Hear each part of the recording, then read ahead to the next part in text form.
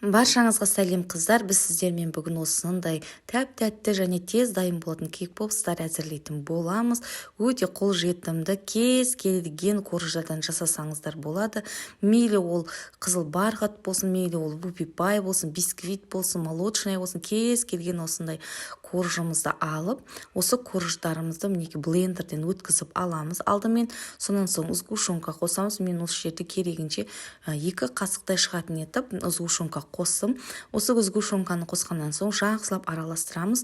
Бізде масса қолымызға үгітіліп кетпейтіндей және қолымызбен қысқан кезде доп-домалақ болып өз формасын ұстайтындай болуы қажет. Барлығын жақсылап араластырып, қолымызбен дөңгелек шарик болғанша өз қалпына келгенше дәл осылай араластырамыз. Көп салып жіберуге де болмайды қыздар. Сгущенканы салған кезде осылай шетінен біртіндеп салыңыздар. Сол кезде сіздерге білінетін болады. Осы жерде ары қарай қолымызбен көреміз. Бізде қазір толық массаға сгущенка араласты. Осылай саусақтарымызбен мұжған кезде мұжылып, кәдімгі доп-домалақ форма шығатындай болып тұруы қажет. Мінекей, енді ары қарай біз осында шоколадымызды ерітіп аламыз. Және домалақта осы формамызды бір домалаққа енгізіп алып, онан соң барып шпажкаларымызды осы жаңа ерітіп алған шоколадымызға ұшын ғана батырып, сонан соң барып осы домалақ шариктеріміздің ішіне салатын боламыз. Ол қатып қалуы қажет. Дәл осылай барлығын осылай жасап шығасыздар біртіндеп. Формаларын домалақ еткен кезде сол барлығы да негізі өлшеп салсаңыздар да болады грамдап. Бірақ көз жуамен осылай бір дөңгелек етіп жасасаңыздар болған. Мінекей көріп тұрғандарыңыздай шпажканы шоколадқа батырып, сонан соң ішіне салдым.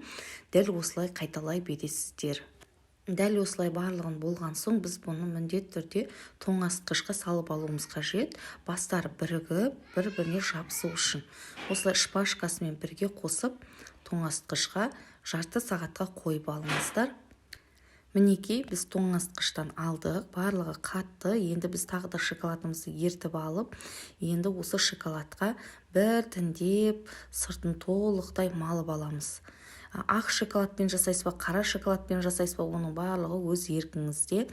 Мінекей, дәл осылай шетінен батырып, қайтадан біз қатыруға тағы да жинастырып қоямыз осылай. Мінекей, бізде тағы да тоңазытқыштан осылай қатып, жұмсақ болып шықты. Енді бетіне оформлениеге мен осындай ақ шоколадты пайдаландым.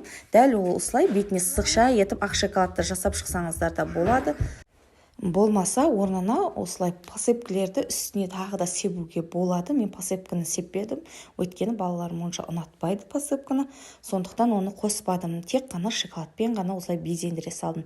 Бірақ посыпка сепкенде өте әдемі көрінетін болады сіздерде. Мінекей, осылайша дайын болды. Бізде бар болғаны 10-15 минут қана уақытыңыз кетеді бұны жасап тұруыңызға. Бірақ жеген кезде балаларыңызға таңғы асқа өте керемет болады. Жасап көріңіздер. Ең оңай, ең тез дайын болатын кек-попстар.